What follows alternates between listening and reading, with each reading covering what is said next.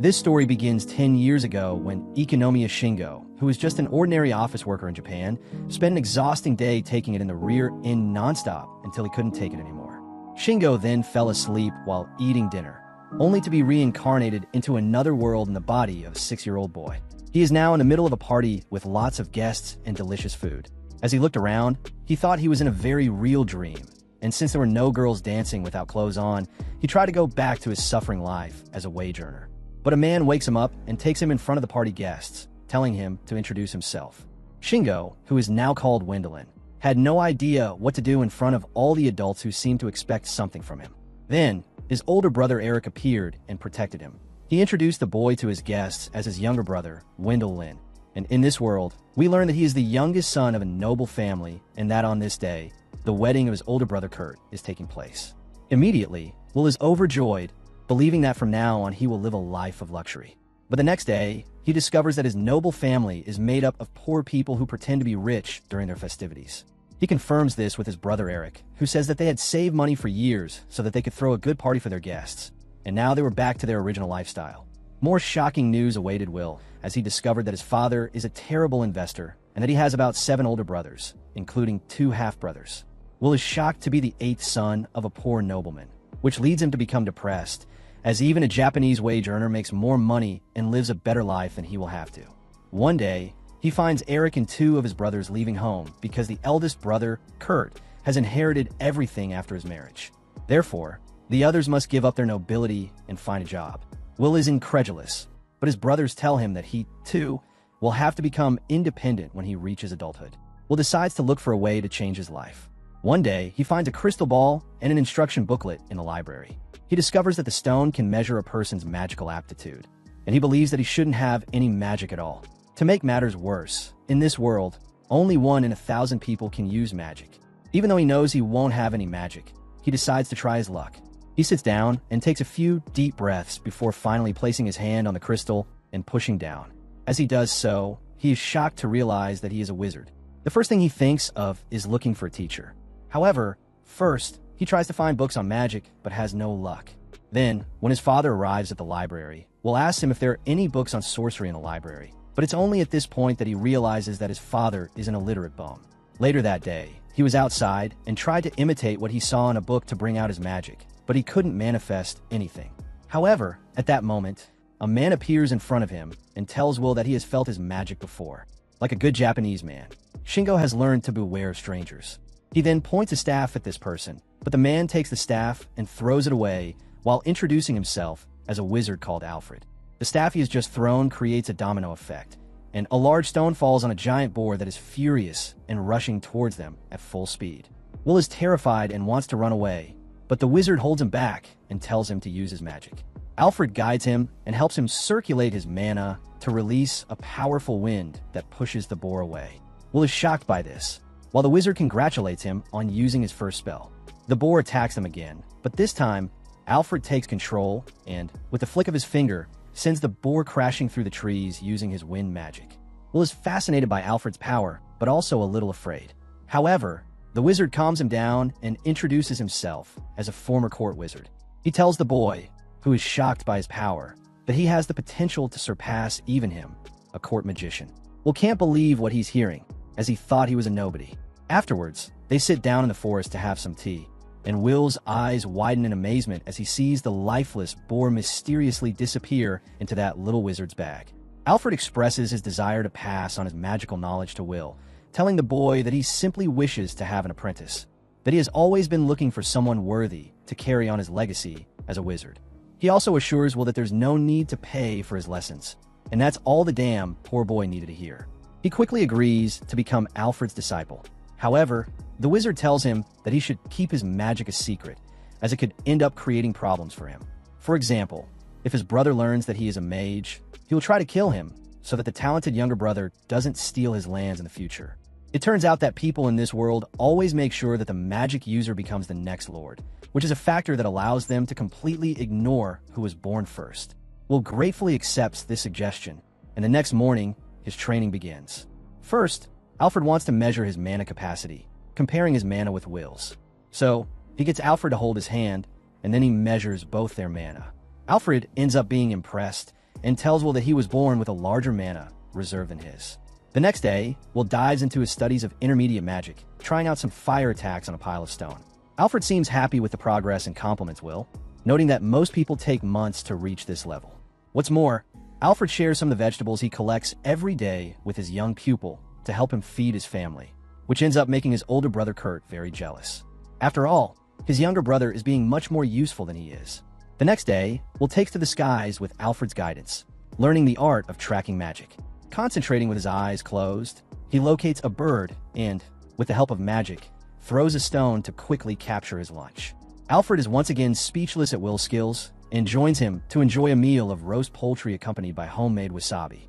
Will proudly mentions the fact that he collected these ingredients in the forest, but Alfred advises him not to venture too far into the enchanted forest to get ingredients for lunch, saying that in these forests, there are monsters that can easily take your life. A few days later, Will learns water magic and claims that Kurt is watching him.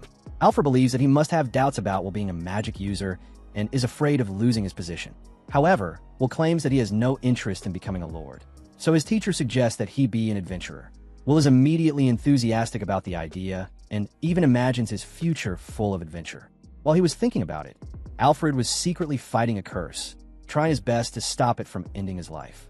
Later that day, Will informs his family of his plans to become an adventurer, but his father doesn't have the money to put him through the Adventurers Academy, which is very sad. The next day, Will tells Alfred that his family doesn't have the money to put him in an Adventurers Academy, but Alfred tells him that he can join the Merchants Guild instead of going to the academy. He suggests that Will start working from an early age and teaches him some advanced magic, such as flying and teleporting, so that he can go to other cities quickly. He gives Will an unforgettable experience when he takes him to the skies and shows him the vast world that exists for him to explore. Later that night, Alfred realizes that his curse is getting stronger and stronger and that he doesn't have much time left. He decides to say goodbye to his student the next day, declaring that Will no longer needs to study with him. This news leaves Will stunned, and he falls to the ground, unable even to concentrate on his flight magic practice. He obviously doesn't want to part with his master so quickly and asks him to stay by his side. However, Alfred claims that he taught him everything he knew and refuses to grant his request. That night during dinner, Will sits still, thinking about his master, and then his father tells him a rumor about an intelligent zombie that has been seen in the forest. This zombie is special and looks like a normal human being, even being able to speak perfectly. The only differences in its features were its cold body, pale skin, and weaker normal human senses. This reminds him that Alfred has pale, very cold skin and very slow reactions. After hearing this, he flies into the forest in search of his master, but he loses his balance and falls before he finds him. Alfred comes to him, and Will still can't believe that his master is dead. He claims that his master is in danger, staying in the forest, and says he wants to take him home. But then, Alfred tells his pupil that he is the intelligent zombie that everyone is talking about, and Will is totally devastated to discover this. At this point, Alfred tells his life story, saying that he was the Duke's court magician 5 years ago. One day, the Duke's eldest son contracted a deadly disease, so he gathered an army to enter the enchanted forest to find a rare medicinal herb. The monsters in the enchanted forest outnumbered them, and Alfred was the only strong fighter in the army who could fight them. He had to protect the Duke and the soldiers while fighting the monsters, and ended up losing his life trying to protect them. Alfred says that he should have just stayed dead, but a regret didn't let his soul go, and he became a special class of living dead. His only incomplete wish was to find a worthy successor to inherit his magic, and this was fulfilled when he met and trained Will. Alfred apologizes to him for not telling him the truth, revealing that he thought the boy would get scared and run away from him. He then presents his student with a final test and asks him to purify him using his holy magic before he loses his mind and turns into a real zombie.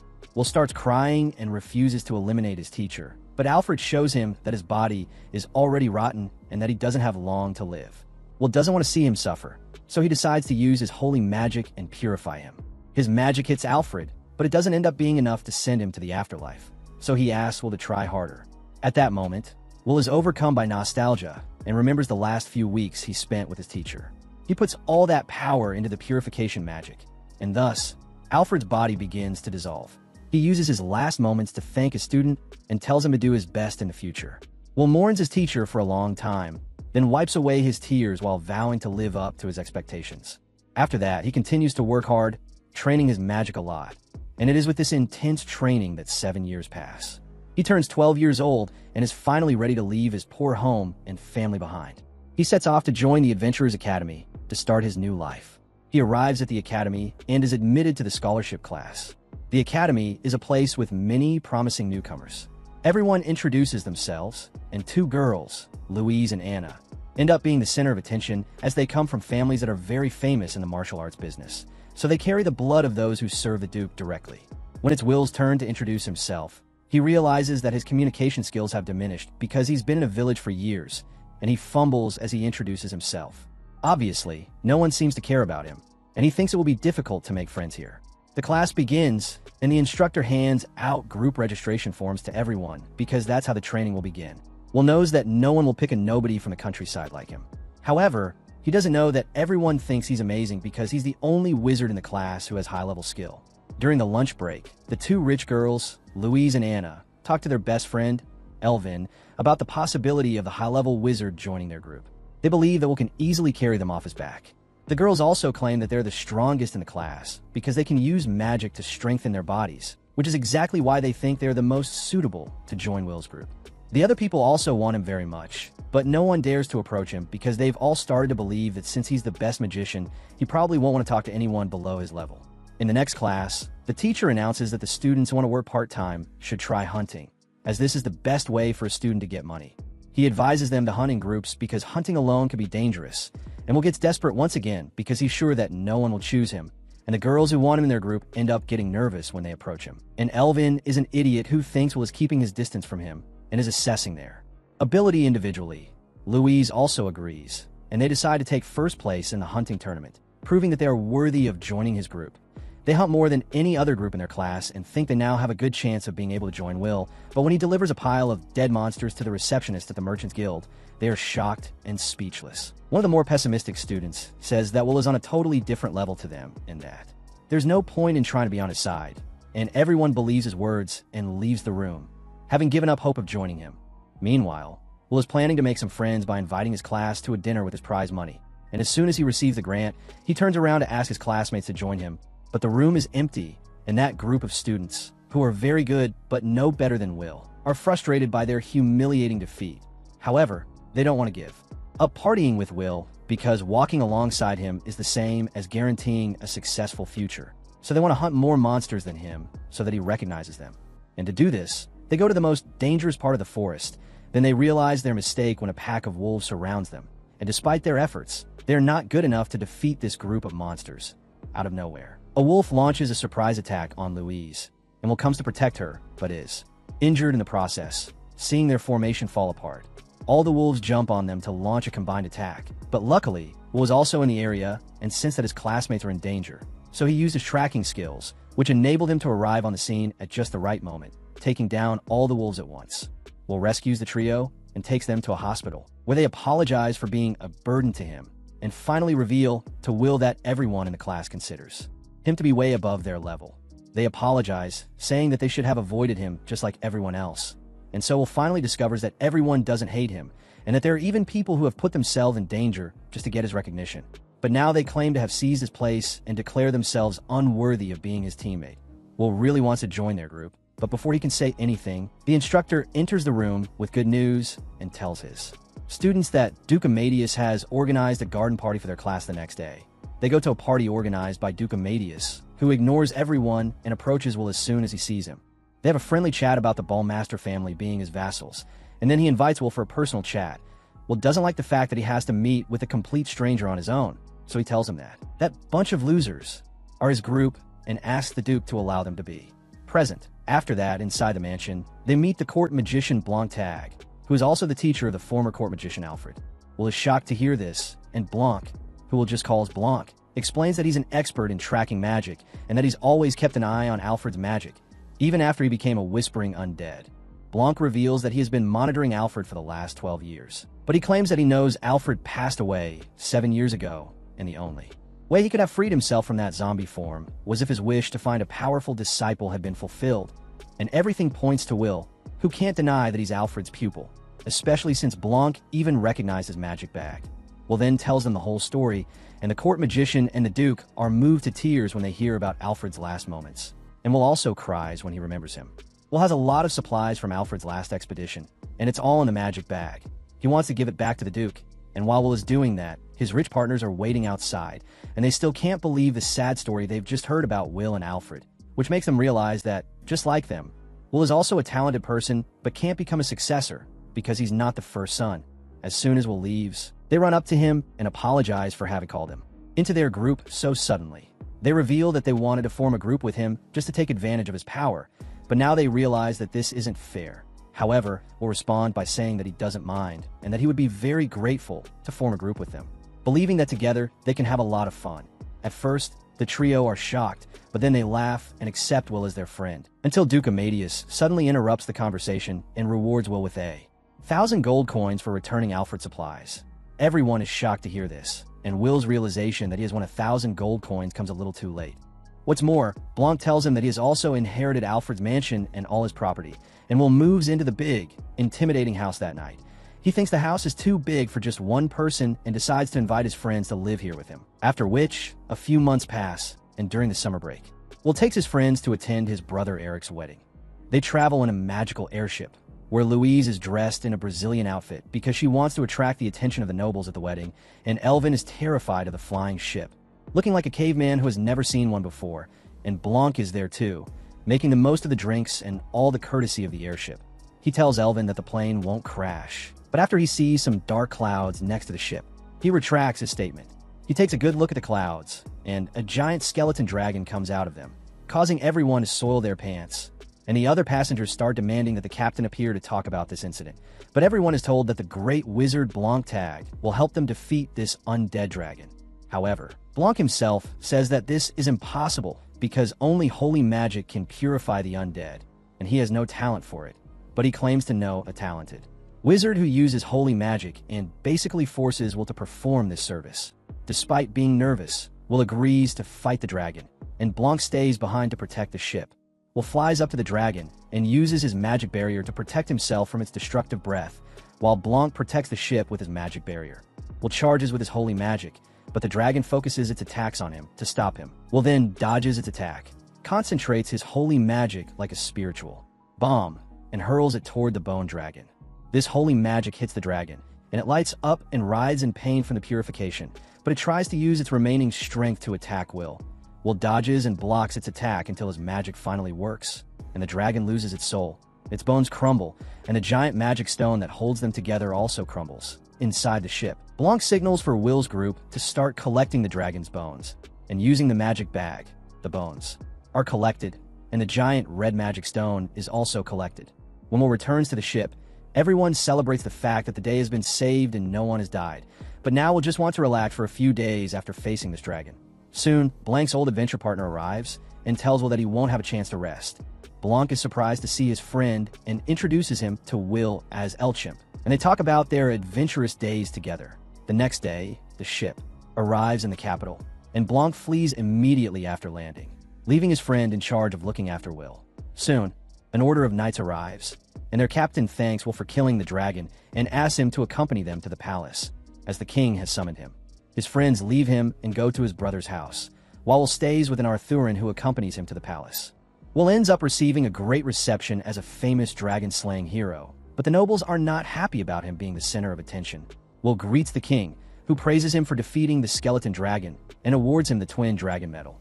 He also makes him a nobleman by granting him the title of baronet. Then Will recites the oath that the king took earlier, and after that, the king reaffirms that he will buy all the dragon bones and the gigantic magic stone that Will obtained. Soon afterward, the general and the prime minister start arguing about the fair price for these items. The general wants to pay a much higher reward, but the prime minister complains, saying that they don't have the budget for it. And before the argument escalates, the pope interferes, and the reward ends up being set at 150,000 gold coins. Later that evening, they return from the palace after collecting the reward at a martial artist hall, where a spear user puts on a show to try and impress Will with the aim of getting him to hire him. However, the guards drag him away, and the Arthurian tells Will to get used to these idiots, as they will continue to come after him in search of a job. He also warns him about the nobles who will try to get him to marry their daughters, and Will get scared, saying that he's afraid of women. The next day, he finally arrives at Eric's wedding, and the two brothers who left home with him are also there. They complain that Kurt hasn't sent any presents for the bride and groom, And at this rate, their family will look bad in front of all the guests. Will decides to pay for the presents, and he realizes that being a nobleman is more than a matter of showing off and having money. However, what matters now is that his favorite brother is getting married, and he's very happy, which ends up making Eric happy too. The next day, the Pope invites Will to his house, and he visits him with a donation of 200 gold coins. The Pope is impressed by his business sense, and they chat about religion and baptism while a beautiful girl arrives with tea and captivates Will's heart. The Pope introduces the girl as his granddaughter, Elise. The old man tells Will that Elise can use sacred healing magic and often helps the poor in church, which has earned her the title of saint. Elise is a nun in training, but her grandfather doesn't want her to join the church and wants to find her a suitable fiancé.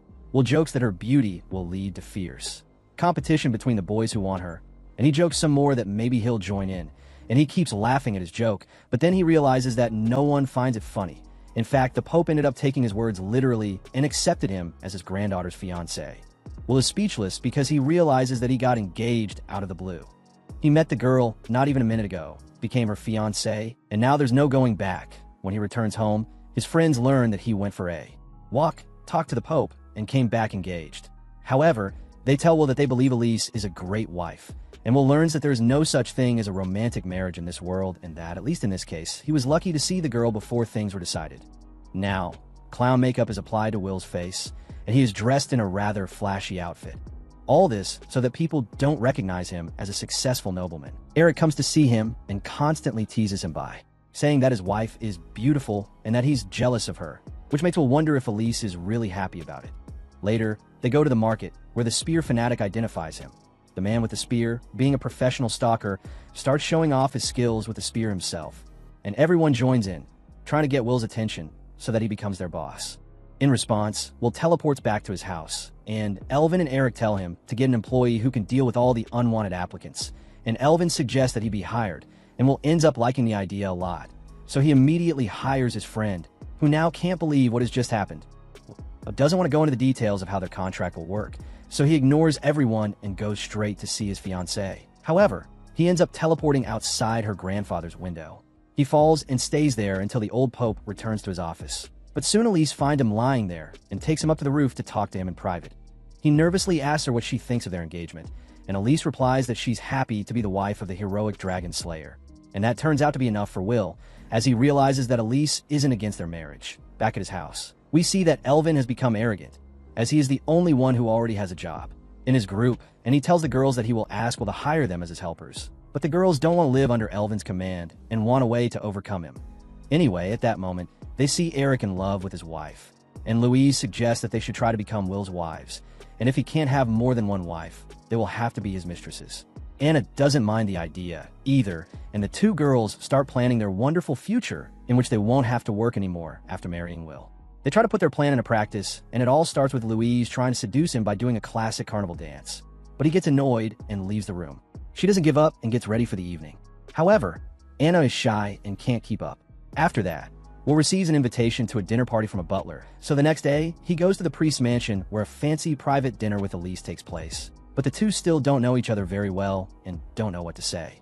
Will wants to leave as soon as he's finished eating, but the butler suggests he take his girlfriend shopping on their first date. He ends up going into a very expensive jewelry store and finds the perfect engagement ring for the girl. She tells him that he doesn't need to spend so much money on her, but the ring catches his eye, and since he's rich and doesn't even have to pay tax, he decides to give it to his fiancée. However, when he finds out that this magic ring costs a lot of money, he wonders what the hell it's made of and wonders if this jewel is a philosopher's stone or something. However, he stakes his ass full of money, and because of this, he decides to act like a man and buys the ring without even trying to get a discount. When they get back to the carriage, Elise compliments him on his choice, asking him if he knew that ring was magical before he chose it, and he replies by saying that he just felt it looked beautiful on her. So the girl is surprised by Will's sincerity, and in response, Will says that most of the time he feels overwhelmed when everyone calls him a hero, and he keeps thinking all the time that he has to act according to everyone's expectations. However, he admits that around her he can be himself. He decides to charge her ring with his magical power, and the item begins to glow, causing a light show to take place inside the carriage. Will smiles and Elise is frightened, believing that Will is a madman. A few days pass since that day, and Louise and Anna are discussing their plans to seduce Will with Elvin, when suddenly Elise appears, saying she has come to find her husband. She discovers that he's not here because the king has summoned him on a mission, and the king is ordering Will to kill a dragon. Although he's shocked to have been given such a mission, he kind of can't refuse the king's orders. During the night, the captain explains the liberation plan to Blanc and Will, saying that they need to rid the lands marked on the map of the presence of a dragon and other monsters. However, only powerful mages can neutralize the breath of a dragon, so Will and Blanc are chosen for this mission alongside a third teammate, who is a burly warrior with a mohawk in his prime. Will is startled by the scary-looking man and asks if he's the warrior of the group, but Blanc tells him that he's actually the palace wizard. His name is Armstrong, and even though he's a wizard, he trains his body to the limit and loves hunting dragons. Without much conversation, they immediately fly to the place where the dragon is under Armstrong's leadership and join the army there. Soon the members of Will's group learn of this mission and are tasked with joining the fight to exterminate the small monsters in the area once the dragon has been eliminated. Will's temporary army for this mission is made up of all the warriors who want to get his attention, with Will as their commander, even though he's reluctant. They arrive at the military base after Will, and Elise soon joins them as a healer, but she can't see her beloved because he has already left to fight the dragon. When Blanc and Armstrong arrive at the dragon's lair, Armstrong shouts loudly, causing the dragon to appear very angry. Armstrong starts the fight by using his magic to transform himself into a Power Ranger, and his magic armor is so well made that it even adapts his mohawk to his helmet. His weapon turns out to be a huge hammer, which he uses to hit the dragon and throw it back on the ground. Blanc tells Will to do his part before the big man runs out of magic, and he uses a powerful wind spell to kill the dragon, all while Armstrong is holding it captive. Afterwards, Will collects the dragon's body using his magic bag, but Blanc tells him that they can't relax just yet, as a large number of monsters will be out of control now that the dragon has been defeated. The battle with the monsters begins on both sides, and people in Will's army are seriously injured. Elise is trying to heal the wounded soldiers all day, and after her magic runs out, she uses the power stored in her ring. She hears from the soldiers about her fiancé's heroic deeds, and that's exactly what keeps her motivated to continue healing everyone. At dawn, the messenger arrives and declares that the battle is finally over and that all the monsters have been killed. But then a man arrives saying that Will is wounded. Elise gets worried and runs to see him, but he's perfectly fine, so she's overjoyed and faints. Later, she wakes up in the shade of a tree with Will by her side, and he too has heard stories about how she treated the soldiers. They have a touching moment together, and Elise tells Will that she was very worried about him. At which point Armstrong comes running up to them and lifts Elise, telling Will that she is his niece. After the success of the mission, Will is promoted to the rank of Baron and receives another Dragon Slayer medal. The king orders him to move to the capital, and he is packing his things when suddenly Elise joins him and declares that she will live with him in the capital. Louise and Anna think that this is a bad idea for their plans to become Will's concubines, and think that their plan has fallen through as they won't be able to seduce him. However, they had no idea that Elise thought they were already engaged to Will since they lived with him. But he clarifies that there's nothing like that between them. He takes the chance and asks her how she would feel if he had a harem of girls besides her, and Elise says that this is something completely normal in noble society and that her priest grandfather does much worse. She also says that her magic can cure any STDs he might catch, which makes everyone very happy. Louise and Anna don't know if they'll find a better chance than this, so they declare their intention to become Will's second wives, and Elise sees no problem with this, so Will ensures the expansion of his harem. A few months later, Will's other brother gets married, and during the wedding, Eric tells him about the martial arts tournament held in the capital every 3 years. Will isn't interested in that because there is no category for mages in the tournament, but his brothers say he should take part as a nobleman. So Will says he'll register as a swordsman and use magic to strengthen his body, but he finds out that that isn't allowed either. He gets discouraged but still decides to take part in the swordsman category, even though he knows he'll get beaten up, and he's only doing it because his brothers are insisting. Their friends also find out about the tournament from Blanc, who tells them to take part for the honor of his family. Louise and Anna know that they can't use magic to strengthen their bodies as usual, so they start training straight away. Elvin, however, is quite relaxed, as he already has a secure job. However, Blanc warns that if he's useless, Will may well kick him out of the group and fire him as an employee, and Elvin ends up being overcome by his doubt after that. During the night, Will tells everyone that Elise wants to join their group as a healer, and also mentions that the current champion of the tournament isn't taking part to allow other people to have a chance. Hearing this, Elvin thinks he can win the competition. The next morning, Elvin leaves everyone behind in training, and Will is the weakest of the group. He's terrible at running, push-ups, and can't even use a sword properly, so he quits training. His friends continue training day after day, but when Will tells everyone that the reigning champion will be taking part in the tournament again, Elvin becomes depressed and demotivated. He feels like giving up and stopping training even when Louise and Anna tell him not to. When he goes to talk to Will about it, he finds out that Elise was training hard and insisted on not disturbing their group with her weak physique. This gives Elvin the motivation he needed, and he starts training hard again. The day of the tournament soon arrives, and Will's first match is against the reigning champion, who also happens to be Captain Mike. Will knows there's no hope of winning, so he wants at least not to be humiliated. However, as soon as the battle begins, the captain knocks him out with the hilt of his sword in a split second, sending Will back to the stands. There he has tea with his fiancée while waiting for his friends to finish their fights. Everyone fights, and Louise is the first to return after losing in the preliminary semifinal. Anna has reached the final preliminary competition, and her opponent is the spear fanatic who always seeks Will's attention. He plans to defeat the girl so that he can show Will his worth with a goal and dream of joining the Dragon Slayers group. Anna discovers that this man is much stronger and more skilled than she is, so she quickly loses and returns to her companion's side after losing. She wants to tell Will that the spear fanatic is a very talented man. His name is Rodri, and he could be very useful. However, Will is sleeping now as Elise didn't let him sleep much last night. Elvin, on the other hand, made it to the finals, but injured his arm in the semi-final round, and his opponent in the final is the captain. While he was getting his treatments in the back room, the doctor told him to quit for his own good, but he doesn't want to be kicked out of Will's group. His friends are also there and give him some snacks sent by Will, his way of wishing them well. And realizing that Will won't throw him out even if he loses, Elvin decides to fight for his friend's honor. He obviously loses, but his skills and willpower impress the captain, who decides to mentor him personally and also place Anna under his protection. Later, Will and Louise also find a mentor to teach them martial arts, and Will gets a bad feeling when Blanc takes him to a desolate area. There, Will's fear comes true when he discovers that the mentor is his old friend Armstrong, who promises to make them as strong as he is.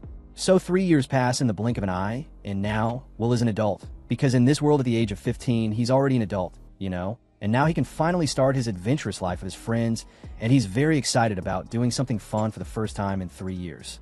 Before, he was just a landless nobleman and had to be available for all the king's requests, and now he thinks he can finally enjoy his freedom. Just then, Blanc comes to them with an order from the Adventurers Guild and tells them that they've been called on a mission to explore an ancient dungeon, and Blanc will act as their advisor, as the mission is quite dangerous. He takes Will and his group to a place where they will defeat a dragon that has existed for years and has never been defeated. He shows them a deep pit and takes them inside, telling them that the Adventurers Guild has sent many adventurers to explore this dungeon before, yet no one has ever returned from this place, and the guild believes there's a dragon inside, so they call Will's group. But ironically, they're all afraid of dragons and end up hiding behind Elvin. Soon they spot a door and enter an empty room with a magic circle on the floor. Blanc realizes that there is something wrong in this room and tells everyone to run, but the door closes automatically before they can move. The magic circle on the floor is activated and traps them in place before teleporting them away one by one. Luckily, they end up in the same place, which is actually at the bottom of the dungeon, and Blanc says he's heard of the traps of ancient civilizations which force intruders to climb to the surface while fighting monsters in their path, and he believes he's fallen into a trap of this kind. Louise tells Will to simply teleport them out of here, but he can't do that because his teleportation magic doesn't work even if he has a very clear idea of the starting point and the destination point. In short, it was nerfed by the script. Out of the blue, and after Elise recovers from the shock of the teleport, the group is forced to use the old method, climbing the dungeon on their own 2 feet. So they reach a huge room with an army of golem soldiers. The door behind them closes, and an army of golems starts to wake up. Will wants to blow them all up, but his friend prevent him from doing so and say that he should save his mana for dealing with the boss. They decide to show the results of their training and take down the golems easily, and Blanc supports them by blocking the golems' attacks with wind magic and tells Will to do the same. Anna manages to take down the leader of the golems, disorienting all the enemies, while Louise uses a magical shockwave to cause a lot of area damage. Will comes forward and also puts on a show by hitting his enemy. They finally defeat all the golems in the room, and then they see the remains of the adventurers who came to this place before. Louise, who has the sharpest senses of the group, hears some sounds coming from the stairs, so she goes to take a look and finds more golems coming towards them. So Will and his group have no time to rest, and they get busy fighting again. Many days pass in the same way, and they continue fighting the golems without even resting. Everyone gets worn out with each floor, and they keep climbing up, defeating hordes and hordes of golems with each floor. Finally, they reach an empty hall. They celebrate thinking they've cleared the dungeon, but Blank notices a giant mechanical dragon in the center of the hall and tries to warn everyone of the creature's presence. However, the dragon wakes up and immediately attacks them with its explosive breath, but Blank blocks it with his magic barrier, and our hero supports him in defense. At the same time, Golem soldiers come from the entrance behind them and beat up Anna, proving that golems are macho.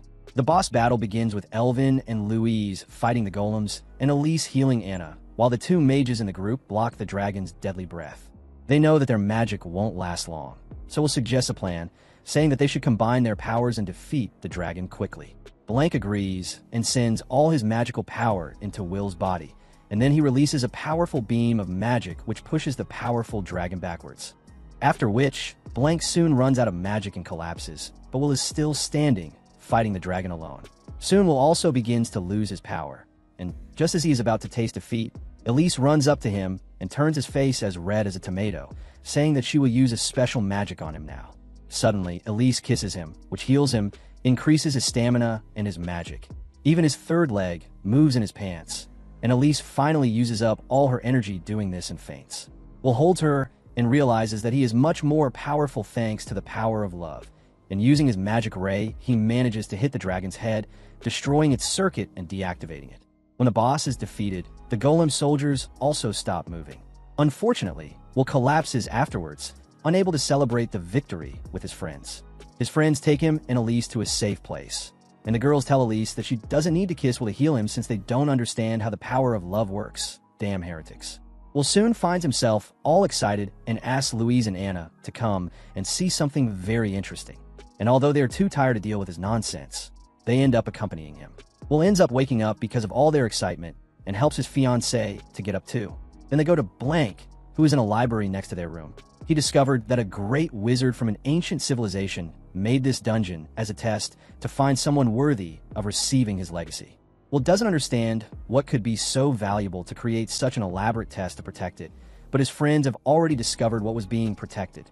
They take him to a hangar with 7 ancient magical airships, which are actually more modern than the current ones. And Blank, upon seeing this, says that this was the discovery of the century and that they're facing millions of gold coins. And even though Will doesn't like taking money from the king, he will have nowhere to escape to again. Out of nowhere, Will pulls a lever and opens a gate out of the hangar, and everyone is happy to finally be able to leave this dungeon behind. Soon Will and his group go to the king and present him with everything they found in the dungeon, and the king buys everything they found while the guild ends up buying the teleport circle they found by force. When it comes time to collect the reward money, the Prime Minister stammeringly declares that everyone in Will's group will receive 2 million gold coins for successfully completing this mission, and as the kingdom doesn't have this money in cash at the moment, it'll be paid back by the kingdom in 20 years. Fortunately, in this world taxes are low, unlike taxes here on planet Earth where politicians want to charge even for the air we breathe. And Will, with all this money, decides to move out of the capital and back to his old mansion. He tells his plans to Armstrong, who wishes him good luck for the future. He also tells him that while he was exploring the dungeon, some people were spreading rumors about his death in the capital. Will hears the story for the first time and asks who would be the sick person to do this. And the man tells him that he is now suffering because of his success as he got too rich too quickly, and now people are jealous of him. All his friends agree with this, saying that most people are jealous of them because they are members of the Great Dragon Slayers group, and they fear that this will become even more intense because of the reward they are receiving. None of them want the hassle that comes with the money. So Anna takes the Adventurer's Guild rulebook and says that they can redistribute the reward they receive for the mission. Louise and Elvin also agree with her, saying that they plan to give their share to Will and ask him to pay them back in the form of wages and gifts. Anna asks Elise what she is planning to do with her reward, and she says that everything she owns belongs to her husband. As a result, Will has around 10 million gold coins, which violently increases the number of people who envy him. The news of Will's safe return reaches Hooker, who in this case is the nobleman who started the bad rumors about Will's death. He thinks that although the boy has returned from the dungeon, his enemies are now united and can harm him more directly. A few days later, Will is having tea with his friends when he notices someone outside his window. He's afraid there might be a thief or a murderer after him, so he decides to hire a guard to protect his mansion when he moves to the Academy Town. His friends like the idea too and say that the guard must be strong, loyal to Will, and very good at managing things. And there's only one person with these qualities who comes to everyone's mind. Anna tells Will that he should hire the spear fanatic Rodri, and although he is shocked by the idea, Will decides to see if the man still wants to work with him. He invites Rodri to their house, asks him if he wants to join them as a guard, and the man starts to cry because he never expected this day to come. He's been trying for years to get his attention and never believed this moment would arrive. The stalker is still around the house, and everyone notices when she starts drooling after seeing them eating a cake. Louise and Rodri try to catch her, and Elvin keeps Will's face down to protect him from danger, but the girl is too fast and escapes. Rodri says that she must have been sent by the same men who spread the rumors about Will's death and asks Will's permission to investigate this matter. He also advises him to leave the capital immediately for his own safety. However, Will still has many things to do here. The next day, he goes to the Magic Guild's research laboratory with his group, as he has heard that they have reused the teleportation magic circle he found in the dungeon, creating a device that can summon anything the user can imagine. Elvin says that this machine is an underwear thief's greatest dream, and Louise and Anna beat him up. Will ignores his idiot friends and focuses on the magic circle. To test it, imagining what he wants, the magic circle starts to work and brings out what he was imagining, which turns out to be one of the lab assistant's underwear, who slaps Will and takes her underwear away. However, on his second try he succeeds and summons exactly what he wanted, taking what he summoned out of the laboratory while carrying the item in a wheelbarrow without allowing us to see which item he had summoned.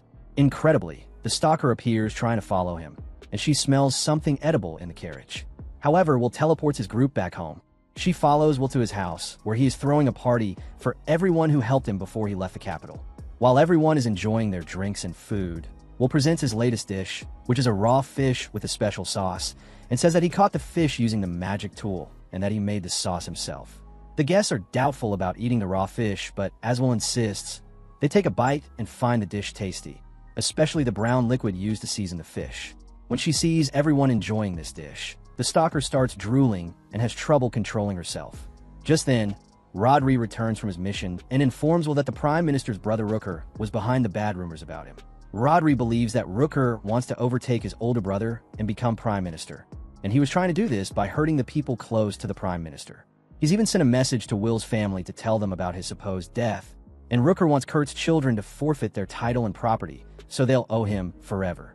Will says he wants to do something about the nasty man, but Rodri has already dealt with him by spreading some false rumors that Rooker conspired to kill Will in the dungeon, and that now the king wanted to question him.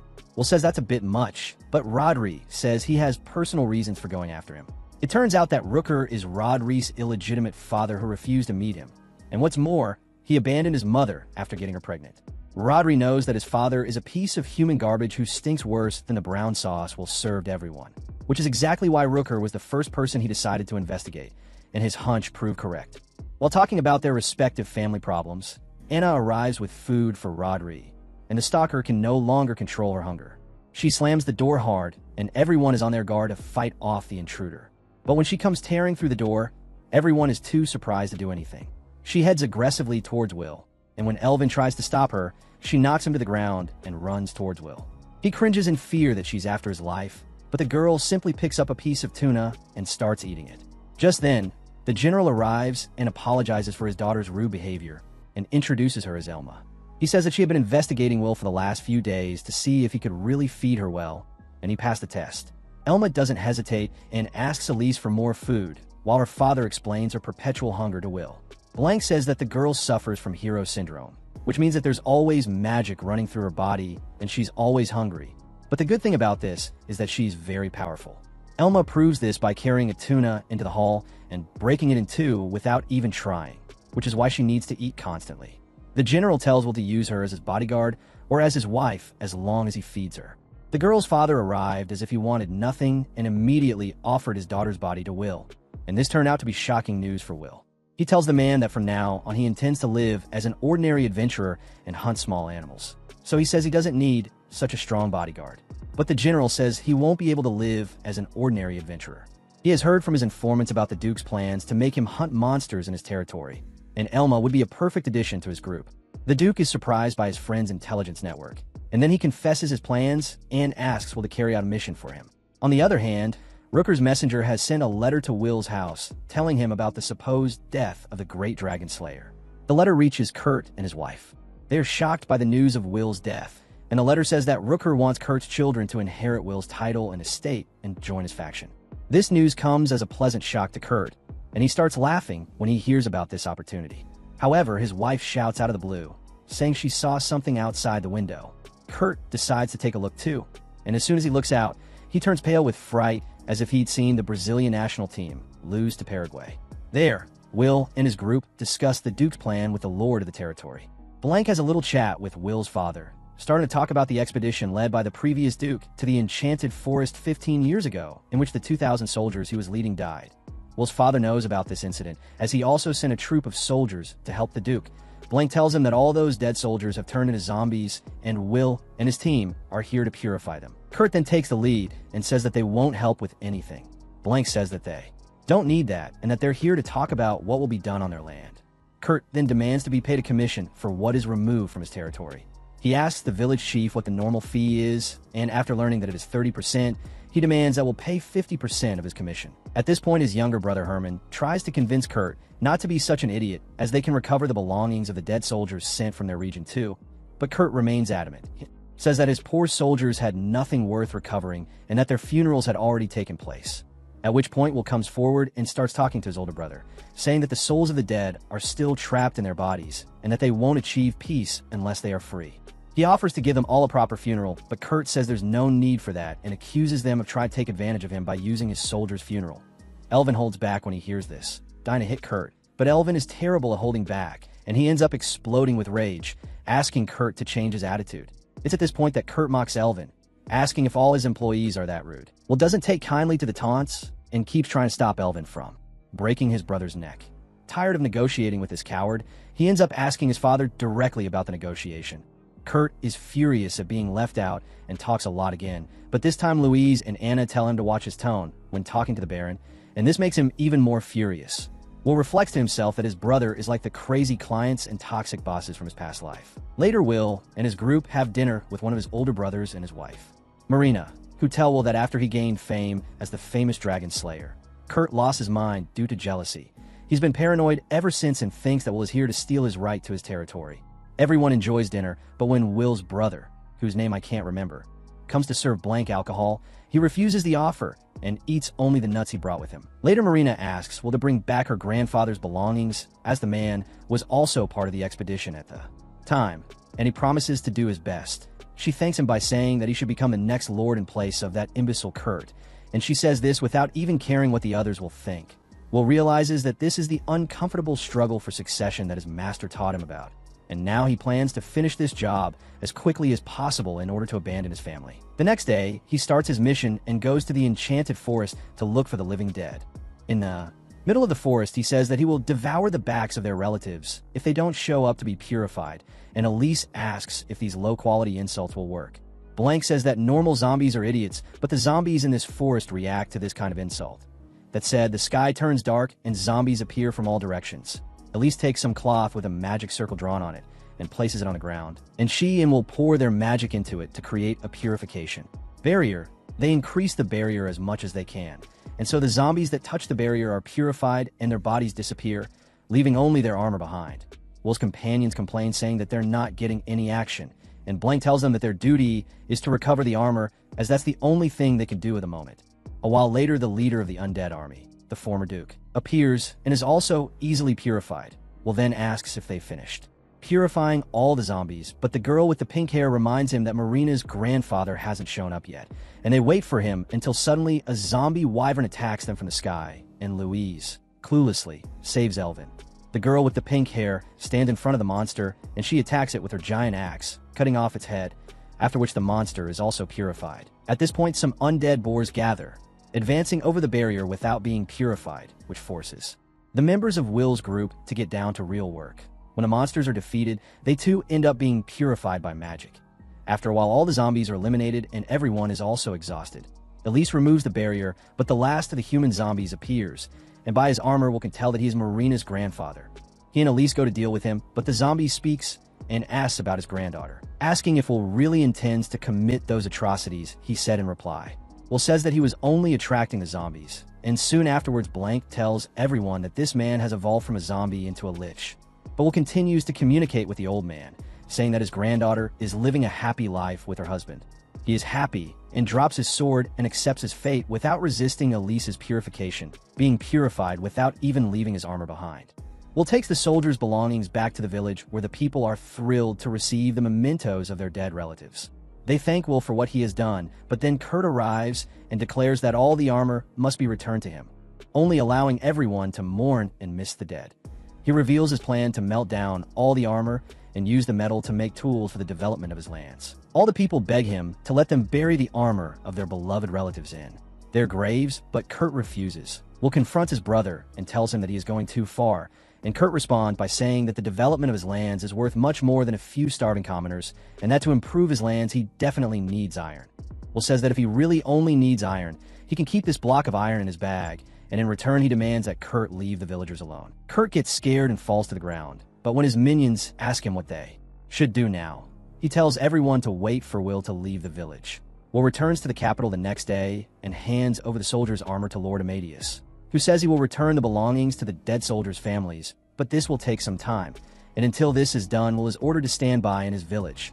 Will doesn't want to spend a single moment near his brother and his family, as they are uncomfortable, but he is obliged to follow the Lord's orders, and even Blank tells him to enjoy his stay in the house where he spent his childhood. He teleports back home when the village chief is surprised to see him again and invites his group to take part in the mass funeral to be held the next day. At the funeral, Elise prays for the dead soldiers. After all, she is the priestess famous as a saint, and this makes the villagers very grateful to her. However, they are unhappy that Kurt didn't show up to pay his respects to the dead. Later, the villagers throw a party, where everyone has a good time, but Blank still refuses to drink and continues to chew his nuts. Soon, Kurt's wife and children arrive to say their prayers at the funeral site. Will greets his sister-in-law, and his nephews are very excited to meet him as they have heard many stories about their dragon-slaying uncle and want to know how he did it. Will's friends decide to put on a play to entertain the children, with Elvin playing the bone dragon, Louise acting as Blank, and Anna taking the lead role of Will. After the play is over, Will offers his nephews candy and wishes them good luck, as they are poor and will need it. Afterwards, the head of the village comes to talk to him in private and asks him to become the next lord, as most people want that. Will is confused and says he can't do that, as it's Kurt's birthright. But the village chief doesn't care about him or the current lord and insists that their land has no future under Kurt's rule. In response, Will says that he doesn't want to be a lord in the first place and that he wants to live as an adventurer. But the chief knows that his foreman Rodri is very clever at dealing with land, which will allow him to own the territory but not have any work to do with it. He offers the boy his full support and says that even the royal palace wants him to take control of the land. Just as the chief finishes speaking, Blank arrives and praises his keen intelligence for having deduced all this without being told. He confirms that the king does indeed want Will to take control of this area and become its new lord. Blank then takes Will to discuss the king's plan in private, revealing to Will that since the previous kings there had been a great desire to develop this region, but the lords here were all common and incompetent, and Kurt is the worst choice to inherit these lands, as he is the most incompetent heir of all time, and what's more, he is a scoundrel, which is why the king was forced to take strict measures.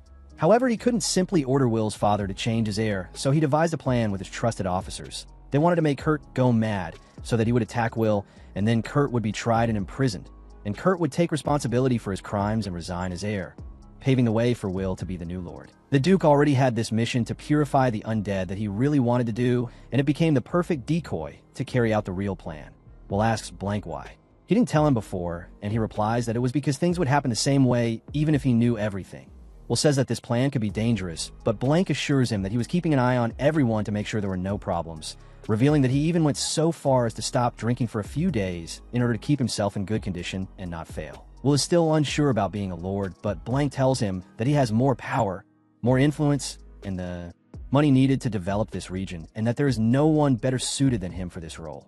The next day, Will tells his friends about the palace's plan, and they think it's a good idea and suggest that Will stop worrying about it and take orders as he normally does. Soon, Amelia and her children pay Will a visit, and being the cool wizard uncle, he shows the children some cool tricks, creating water balls and a mini rainbow. Will's friends feel sorry for the innocent children, thinking that when their father is removed from his position, they will lose their titles of nobility and even be exiled. In the evening, Will and his friends are having a nice dinner with Aramat, one of Will's brothers, when out of nowhere they hear people shouting outside and discover that a group of disgruntled villagers have gone to the current lord to ask him to appoint Will as his successor. They're not afraid of punishment because they've had enough of the injustices committed by Kurt, and seeing them so serious about the matter, Will ask them all to give him a break. They're surprised to hear that he's going to stay here for longer, as they'd heard rumors that he was leaving tomorrow. Blank realizes that the village chief is behind this, so he goes to meet him and warns him to be careful when meddling in someone else's plan, especially the king's plan. He says that the village chief isn't doing anything wrong, but the palace doesn't like people who try to act freely overriding its plan. The village chief thanks him for the warning, but he is already determined to do what is good for his village. When Blank returns to the mission, he finds Will wondering about Kurt's fate after he is removed from office. He can only think that he will be exiled, but Blank tells him that the palace won't let him live to tell the tale. Now Will is worried because he doesn't want to see his brother die. The next morning, he goes to talk to his brother, and he proposes a deal with Kurt, asking him to give him some land when he becomes lord, and in return he promises to give him funds to develop his territory. Will says that this is a win-win solution and marks the undeveloped land he wants on the map. Kurt is furious and tears up the map, accusing Will of cunningly trying to take his place as the next lord. Will says he has no such intention and warns his brother about the growing discontent among the population and the other nobles. Kurt gets very angry and tells Will to leave the room immediately. And outside the room, Will finds Kurt's wife and their children. She wants to talk to him outside. Will tells her that he wanted a happy ending for everyone, but now he doesn't know how to achieve it. And Emily responds by saying that she only cares about her children and wants them to be safe and happy, and that this is why she was approaching Will, because her husband has no future. She asks Will how he feels about her, asking if he likes single mothers, but he responds by saying that he already has enough women. While talking to this indecent woman, he was a little unsure about what he should do, but out of the blue, Will thought of a unique solution. A while later, when he is making a go with his friends, Will tells everyone that he has decided to become the lord of these lands. He has considered all the possibilities and decided not to follow the king's script. Now he is determined not to let anyone die. But to do this, he will need the help of his friends who have always promised to be by his side. The next day, Will and his friends set up a mini market in the village where they sell yellow goo, which is actually mayonnaise. They also sell all kinds of fancy clothes and items that can only be found in the capital. People are attracted to their store because it has much better items than the stores here, and Kurt's minions are furious when they see their customers being taken away. They go to Kurt and ask for help, but he can only throw a tantrum as he is also defenseless against the powerful. Mage like Will. When the minions go home after the meeting, Will teleports in front of them and his friends surround them on all sides. The next day, Kurt discovers that his supporters have been bought off by his brother, who has bribed them with a paid vacation in the capital, and they accept the offer and abandon Kurt. Will visits the capital and tells Rodri about his plan to reduce his brother's political strength by stealing his supporters, and then they go to buy a place to live. Will wants to give his brother's wife a peaceful home. As for Kurt, he plans to send him to church and let him live away from the palace.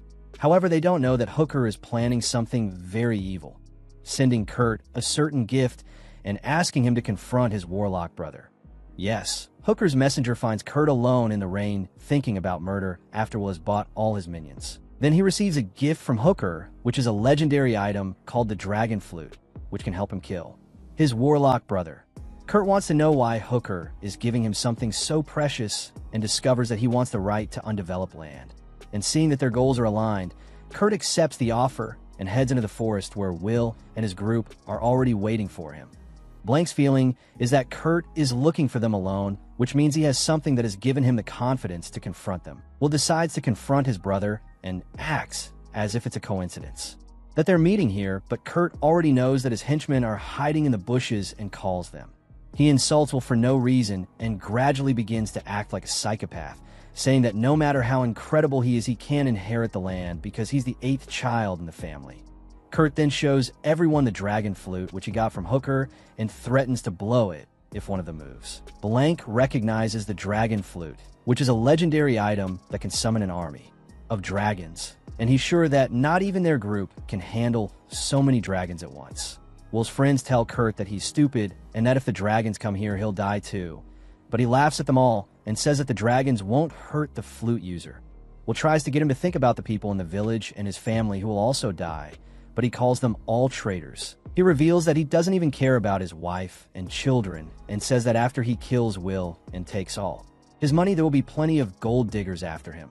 Will finally realizes how evil his brother is and wants to attack him, but Kurt threatens to blow the flute. Kurt then laughs at him, saying that seeing a genius wizard terrified was the best thing in the world. He says that everyone's death will fall on Will for trying to become the successor, and then brings the flute to his lips. At that moment, Blank makes a surprise attack on Kurt, but the flute blocks it, and he smiles with the certainty of his victory. Kurt blows the flute and the sky turns dark as ghosts rise from the ground and surround them. There are no signs of dragons anywhere, and Will still wants to help his brother, but the girl with the pink hair stops him from getting any closer as she senses something dangerous ahead. He also notices that the ghosts around Kurt are emitting a threatening aura, and this makes Blank realize that Kurt didn't play the dragon flute, but the wraith flute. He was wondering how a commoner like him could obtain a legendary item, but in fact he ended up being tricked by the person who sent him the flute. This flute actually attracts ghosts from the surrounding area and transforms its user into a powerful undead to defeat an enemy with a suicide attack. Hearing this, Will is worried about his brother's death, but Kurt is already possessed by the ghost. His malice combines with theirs, and he is furious with Will for taking everything away from him. His vision turns red as the ghosts gather around him and consume him, turning him into a giant monster. Will is terrified and doesn't want to kill his brother, but Blank tells him to use his holy magic to defeat him quickly by targeting his core. However, Will is overcome with terror and can't move, so Elise protests by blocking the monster's attack. She really wants to purify this creature, but her energy isn't strong enough to defeat it. Seeing her struggle, Will finally comes back to reality and supports her. He decides that there is no way to save his brother and that now he should just send him away peacefully. He uses his holy magic and increases its power to purify the giant undead monster, and then a flash of brilliant light disintegrates the monster. After that, Kurt's malicious soul flies to the capital to find the man who deceived him. Hooker was already having a party thinking that Kurt should have killed Will and that he will soon have access to all the undeveloped land. His allies praise him for his great intellect, and Hooker says that they still can't fully trust Kurt because he's just an idiot. At that moment, Kurt's evil spirit breaks the window of the room and takes revenge on Hooker, who deceived him. The next day, Will goes to the capital and finds Roderick outside the crime scene. He learns that there was a massacre last night and that Kurt's soul killed Hooker and all the guests who attended his party. A total of 12 nobles and their entire families were at the party, and now they're all dead. The priests of the church have already purified Kurt's evil spirit, but the news is spread to everyone.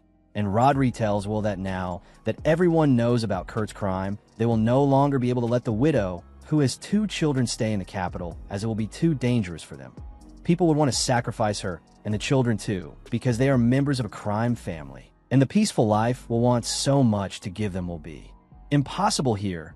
Will realizes that he needs to put them somewhere else and feels bad about leaving his sister-in-law in this situation. He later meets up with Armstrong and Blank and says that one of his older brothers has decided to look after his sister-in-law and her children for the time being. Will says that this situation arose because the nobles selfishly used other people as chess pieces while the real evil people remained in the shadows. He curses Hooker and also the nobles on the king's side, saying that they are all idiots, but Blank tells him to look in the mirror and tell himself that because he himself is a noble. These words hurt Will, and he is consumed by his guilt for many days, but Elise realizes that something is consuming him. She talks to him about it and comforts him, saying that nothing is his fault. Her words cheer him up, and he decides that he will no longer be like the other nobles, and says that he intends to strive to become a good noble who cares about his people.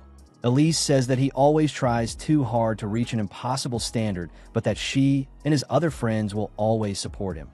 Soon Will goes to meet the king, and the king is quick to praise him for having resolved the disturbances in his territory. He gives him some gigantic chunks of land as a reward. He says that since developing all that land was a big task, he wants to reward Will with something more, and asks if he needs anything else. Will doesn't hesitate and accepts the king's offer. He says that in the accident in which Hooker and his friends died, more than 12 noble families were wiped out, and now their titles are empty. And although only the king has the right to grant these titles, Will wants the right to give 2 titles to some people he knows in exchange for him developing the land he has received. As soon as they hear this, several people disagree, with Will saying that his request is too rude and ask him to withdraw it immediately. The prime minister argues that Will only wants to give these lands to someone from his faction, but he defends himself, saying that only someone with great magical power could develop them. The Pope also gives his opinion, and they start fighting. And soon Duke Amadeus also joins the debate and openly supports Will. Seeing that everyone is making selfish demands, Armstrong shuts them up and tells Will to withdraw his request. He asks the king to give him half the land so that he can develop it. Using magic, The king refuses his request, saying that he is needed in the capital and that Will can handle the development on his own. He says that the development of the territory takes priority over everything else, and that because of this he will give Will what he asked for. As soon as the king declares this, Armstrong winks at Will, because he was on his side all along, and other people were also acting for his good. The king catches them red-handed, but still grants Will the right to award 2 titles and also promotes him. Will returns home after receiving the reward and tells the single mother that when her children grow up, he will give them both the noble titles he has. She thanks him and informs him that the offer to enter her rear is still on, but he reveals that he is not interested. So Will gets busy developing his territory, using magic, and Alvin and Rodri are his field assistants. Will wants to rest after clearing the trees from one area, but Rodri wants him to clear another area and destroy some more rocks to build a church. Will learns that the Pope is going to set up a church on his land, and that this is a very good thing for the development of the land. In addition, the Duke, the General, and the Prime Minister also have plans to set up vacation homes on Will's territory. However, Will won't give up the site to them, as he plans to set up a soy sauce factory here later. After the boring stuff, Will is invited to tea, but before he can go with her, Louise and Armstrong arrive to take him to his weekly training. Soon the little girl with the pink hair, Anna, and Blank also return from the forest with a giant banana they found. And the little girl with the pink hair wants Will to make banana bread, and Anna also asks him to make something for her. And Rodri doesn't want him to go anywhere, not before he finishes his work. Everyone surrounds him and bombards him with requests, making Will confused about what he should do. So he ignores everything and goes home to have lunch with everyone. At dinner, he is served the same dish he couldn't eat in his previous life. Yes, the moment before he came here. And he finally gets to taste it, and Will reflects that his life as the 8th son of a poor nobleman isn't as bad as he thought it would be, thanks to Alfred and his talent as a magician.